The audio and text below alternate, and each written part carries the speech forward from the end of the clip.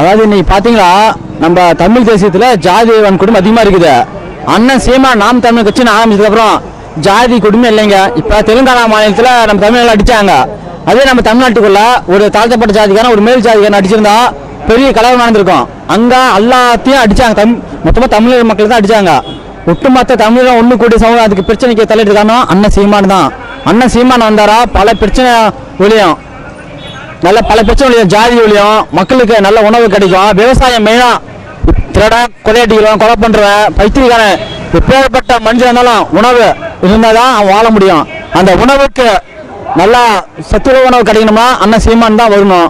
அண்ணன் படித்த தமிழ் மக்கள் எல்லாரும் இளைஞர்கள் எல்லாரும் அண்ணன் சீமான் பக்கம் நின்று ஜெயிக்க வைத்தீங்களா நல்ல எதிர்காலம் ஆட்சி கிடைக்கும். நன்றி, வணக்கம். நான் சேலம் மாவட்டம் சில்லாண்டு போய் பேசுகிறேன்.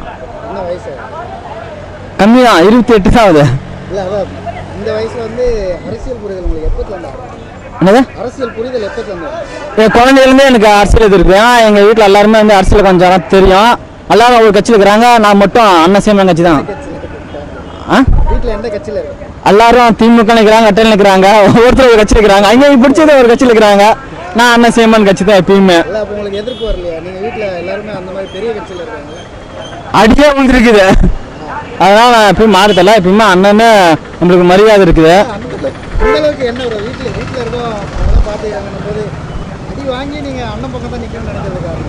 காரணம் பார்த்தீங்கன்னா அவரோட கொள்கை. இப்போ பார்த்தீங்களா நாட்டு பசு மாடு என்ன அழியுது. அது ஜெர்சி மாடு வெள்ளைக்கானுங்க ஜெர்சி மாடு உள்ள இறக்குறானுங்க. அது பால் குடிச்சா சுகர் வருது, பல பிரச்சனை வருது. அண்ணன் நாட்டு மாடு வளர்க்கணுங்கிறாரு, நாட்டுக்கோழியை பற்றி பேசுறாரு, பணங்க கருப்பட்டி பற்றிலாம் பேசுறாரு. வேற எந்த அரசியல் கட்சி தலைவரும் பேச மாட்டாங்க. அவங்க வாக்கில் அவங்க விளையாண்டுருப்பாங்க. அண்ணன் மட்டும்தான் எல்லா பிரச்சனைக்கும் தலையிடுறாரு. நீர்த்தன் வாய்வு மற்றும் பல ஸ்டெலைட்டால் தூத்துக்குடி ஸ்டெலைட்டால் போடுறோம். அது எல்லாத்துக்குமே அண்ணன் ஃபஸ்ட்டு தலையிட்டா தான் மற்ற அத்தனை கட்சிக்காரங்களும் போராடுவாங்க. ஜாதி ஒழிக்கணும்னு சொல்லி குரல் கொடுக்குறது அண்ணன் மட்டும்தான். ஒரே நாள் பணம் செல்லக்கூடாது அப்படின்ன மாரி ஒரே நாள் ஜாதி செல்லக்கூடாதுன்னு சொல்லி தைரியமா ஒரு மேடையில் பேசுகிறாரு அண்ணன் தான். மாட்டுக்கறி சாப்பிடலாம் அதை பற்றியும் அண்ணன் தான் தைரியமாக சொல்கிறாரு. மாட்டுக்கறி சாப்பிடுங்க, ஜிம்முக்கு போங்க, உடம்புல ஹெல்த்தியாக ஜிம்னு சொல்கிறது அண்ணன் தான். வேறு யாருமே சொல்ல மாட்டாங்க. அவர் அரசு நான் மட்டும் இல்லை, இளைஞர் பட்டாளமே காசு கொடுக்காத ஒரு பட்டாளம் கூடுதுன்னா அது அண்ணனுக்கு மட்டும்தான். இப்போ 3வது இடத்துல இருக்குது. அடுத்து அவர் தான் ஆட்சி பிடிக்கிறாரு. சரி, சமீபத்தில் ஒரு வீடியோ ஒன்று வைரல் ஆச்சு. பார்த்தீங்கன்னா இந்த எக்மூர் சென்னை சென்டரில் வந்து பார்த்தீங்கன்னா நிறைய இந்த வடக்கன்ஸ்லாம் இறங்கி வர வீடியோ பார்க்கும்போது உங்களுக்கு என்ன தோணும்? நம்ம தமிழ்நாட்டுக்கான மக்கள்லாம் ஒதுக்குறாங்க. ஜாதி சொல்லியோ இல்லை வேற ஏதோ காரணம் சொல்லி ஒதுக்குறாங்க.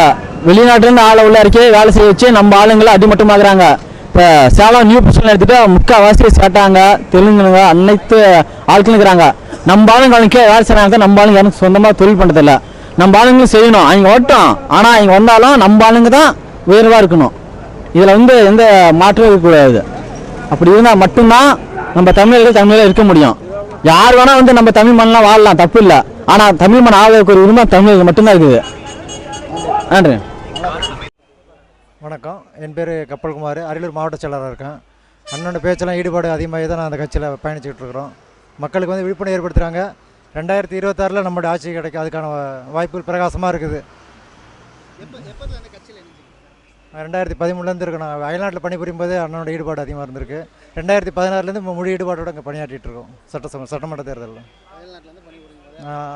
அப்போ இருந்த ஈடுபாடாக இருக்கும். நாங்கள் துபாயில் இருந்தோம். அது அங்கே அங்கெல்லாம் மலையாளிகள் தான் அதிகமாக இருந்தாங்க. அங்கே தமிழர்களோட அடக்குமுறை அதிகமாக இருந்ததுனால நமக்கு யாரும் கேட்க மாட்டாங்களா, நம்மளுக்கு இது பண்ண மாட்டாங்க. தான் இலங்கை போர் நடந்ததில் 2009 அந்த வீடியோவை நான் பார்த்துட்டே இருப்பேன். என்ன இதே பார்த்துட்டே இருக்கீங்க அப்படின்னு கேட்பாங்க.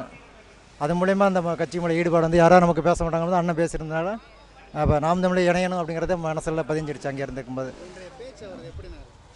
இந்த பேச்சு மிக சிறப்பாக இருக்குது. இளைஞர்கள் இருக்குது. நமக்கு எதிர்வரும் காலம் நமக்கான காலம் இது. எல்லா மற்ற அரசியல் என்ன மனை எப்படி கொள்ளடிக்கிறது திருடுறது இதுமாரி தான் இது பண்ணுவாங்க. அண்ணன் வந்து அரசியல் சார்பு இல்லாமல் சமூகத்தோட மக்களுக்கு பாதிப்பு வராமல் மண் வளம், மலை வளம், காட்டு வளம், கடல் வளம், கனிம வளம் இப்படி எல்லாத்தையுமே பேசிகிட்டு இருக்காங்க. இப்போ உள்ள இளைஞர்கள் வந்து வலைவலி மூலியமாகவும் அண்ணனை பற்றி நம்ம கேட்காட்டி கூட நமக்கான வாக்காக மாறுவது. இது வந்து பிரகாசமாக இருக்குது. நமக்கு 2026 நமக்கான காலம். அது அண்ணன் ஆட்சிக்கு அமைப்பாங்க. நாம் தமிழோட வேலைப்பாடு சிறப்பாக இருக்குது. தொகுதி பொருளாளர் எல்லாம் உண்டு, எல்லாமே கிளம்பி கட்டமைச்சிட்டோம். ஒன்றிய பொறுப்பு தொகுதி பொறுப்பு எல்லோரும் அவங்கள வேலை செஞ்சிகிட்டு இருக்காங்க. சிறப்பாக நடந்துக்கிட்டு இருக்கு. ரொம்ப நன்றி.